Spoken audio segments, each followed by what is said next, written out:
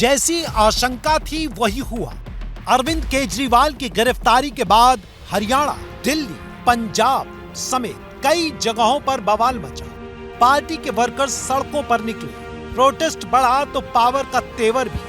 नेता हो या कार्यकर्ता, सबका यही कहना है गिरफ्तारी गलत है, बदले की कार्रवाई से की गई है। ये मोदी की तानाशाही है जो केजरीवाल को परेशान कर रहे हैं।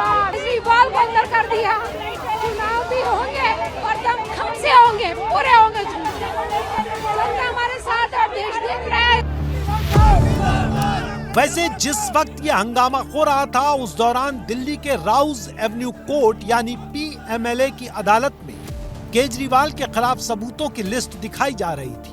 ईडी ने कोर्ट में कहा, शराब नीति घोटाले में 17 अगस्त 2022 की एफआईआर के तहत गिरफ्तारी हुई।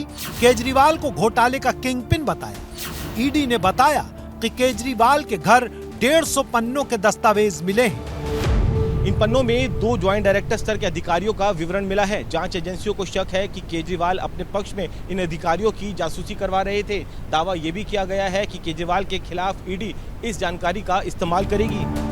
सवाल है कि केजरीवाल के तार इस कथित घोटाले से जुड़े कैसे, तो इस पर भी ईडी ने जवाब दिया। गोवा कार्टेल और साउथ कार्टेल। साउथ कार्टेल यानी जहां से पीओसी प्रोसीड्स ऑफ क्राइम आई आपको मिली। ईडी ने दलील रखी कि केजरीवाल ने साउथ ग्रुप को फायदा पहुंचाने वाली पॉलिसी बनाई। दूसरा था गोवा कार्टेल, जहां पीओसी प्रोसीड्स ऑफ क्राइम का इस्तेमाल किया गया। अब ये हुआ कैसे? ईडी को गोवा कार्टेल से इसका लिंक मिला, सबूत मिलने का दावा किया गया। कोर्ट में जो मीडिया की एजेंसीज के माध्यम से दस्तावेजों में ध्यान में आता है, विजय नायर को समीर महेंद्रू 2 से 4 करोड़ रुपया देते हैं। इसका भी अरविंद केजरीवाल ने खंडन नहीं किया, ना ही अपने आप को इससे दरकिनार किया। ईडी का तो ये दावा है कि शराब नीति से जो रिश्वत मिली उसमें से 45 करोड़ गोवा भेजे गए और इसे गोवा चुनाव में आम आदमी पार्टी ने इस्तेमाल किया। ऐसा कहा जा रहा है कि उसकी कैश ट्रेल भी ईडी को मिली है। सूत्रों के मुताबिक 2022 विधानसभा चुनाव में आम आदमी पार्टी के 40 में से 13 उम्मीदवारों ने कैश ट्रांजैक्शन की बात कबूल की है। ईडी के पास दोनों ही कार्टेल के गवाह हैं। ये सरकारी गवाह बनने को तैयार भी है। स्वतंत्र भारत के 75 वर्ष के इतिहास में कई सरकारें आई हैं। उसका रंग ये भी हो सकता है, ये भी हो सकता है, ये भी हो सकता है। इसी सत्तारूढ़ पार्टी की सरकारें पहले आई हैं, लेकिन 75 वर्ष में कभी भी चुनाव के बिल्कुल शुरू में, चुनाव के आसपास एजेंसीज का दुरुपयोग ऐसे कभी नहीं हुआ। इन्हीं सारे सबूतों के आधार पर कोर्ट में दलीलें रखी गई। ईडी के वकील ने कहा, घर में छापे के दौरान केजरीवाल ने सहयोग नहीं किया। गोवा चुनाव के दौरान 45 करोड़ रुपया हवाला से भेजा गया। 4 रास्ते से पैसा गया।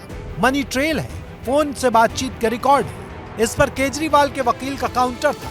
गवाहों के बयान पर अरेस्ट किया गया। आरोपी को जमानत के बदले सरकारी गवाह बनाकर मनमाफिक बयान लिए जाते हैं। ईडी के वकील ने केजरीवाल पर सनसनीखेज आरोप लगाए। कहा, केजरीवाल किंगपिन है, साउथ लॉबी के लिए शराब नीति बनाई। के कविता, श्रीनिवासलू रेड्डी, राघव मुंगता के बयान से पता चलता है कि 100 करोड़ रुपए और 31 करोड़ रुपए किकबैक में लिए गए। इनका इस्तेमाल गोवा चुनाव में हुआ। विजय नायर ने के कविता और केजरीवाल के बीच मिडलमैन का काम किया। गोवा चुनाव में प्रिंस कुमार को सागर पटेल ने पैसा दिया। शराब नीति बनाने में विजय नायर, मनीष सिसोदिया, संजय सिंह की भूमिका थी। सुप्रीम कोर्ट ने सिसोदिया की जमानत भी खारिज कर दी। मनी ट्रेल पर केजरीवाल के वकील का काउंटर रेडी था। उन्होंने अदालत को बताया, शरद रेड्डी ने कहा है कि उसने विजय नायर को कोई पैसा नहीं दिया। ये बयान 2 साल पहले 9 सितंबर 2022 को दिया गया था। शरद रेड्डी को गिरफ्तार भी इसीलिए किया गया कि वो केजरीवाल का नाम नहीं ले रहा था। बिना किसी कारण के गिरफ्तार नहीं कर सकते। जांच में शामिल अब तक 50% लोगों ने केजरीवाल का नाम नहीं लिया। वहीं 82% लोगों ने केजरीवाल के साथ किसी भी डीलिंग का जिक्र नहीं किया है। एक तरफ कोर्ट के अंदर दलील थी तो दूसरी तरफ गिरफ्तारी पर सियासत। केजरीवाल की पत्नी ने ट्वीट करके कहा, 3 बार चुने हुए मुख्यमंत्री को मोदी जी ने सत्ता के अहंकार में गिरफ्तार करवाया, जबकि दूसरी तरफ बीजेपी इसे केजरीवाल के कर्मों की सजा बता रही है। भ्रष्टाचार किए हैं, उसका कार्रवाई हो रही है, अब अदालत तय करेंगे। केजरीवाल जी और उनके साथियों को खुद को जो क्लीन चिट देने का आदत है वो नहीं करना चाहिए। क्लीन चिट देंगे या सजा देंगे तो अदालत देंगे, कार्रवाई एजेंसी का काम है।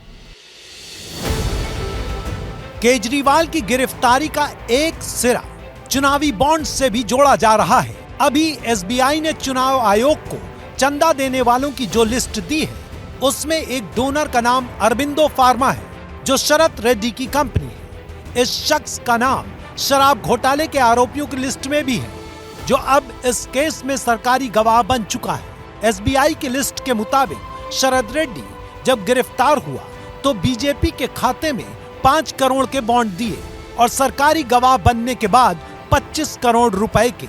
लेकिन शरद रेड्डी ने अन्य राजनीतिक दलों को भी चुनावी चंदा दिया है।